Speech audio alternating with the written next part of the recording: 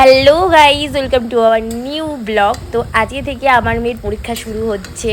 আজ হলো সোমবার, তো ব্লগটা হলো সোমবারে।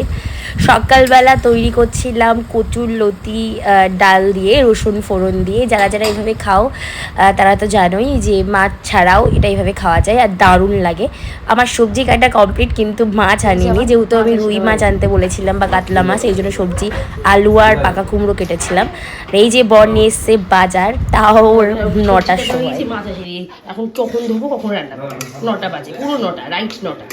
10টা থেকে মেয়ের স্কুলে পরীক্ষা শুরু।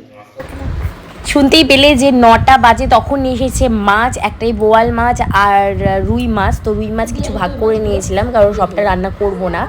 তো দেখো, এই 9টার সময় মাছ ধুয়ে রান্না করাটাই টাফ, যেহেতু 10টার থেকে মেয়ের মানে যেতে বলেছে স্কুলে, 10টা থেকে ওর এক্সাম। তো 9টার মধ্যে তাও দেখো আমি মাছের ঝোল করে ফেলেছি। আর দেখো 9:30টার সময় ওকে খাওয়াচ্ছিলাম, তারপরে বাবা আমাদের স্কুল দিয়ে আসে।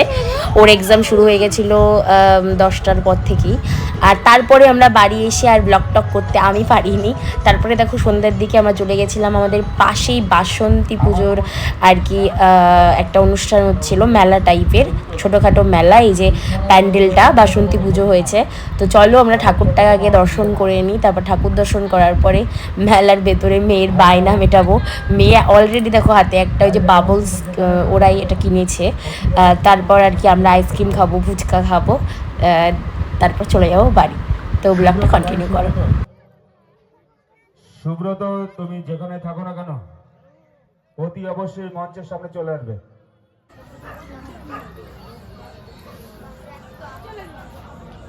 এই যে গুটি পরিবার প্রণাম করে সামনে।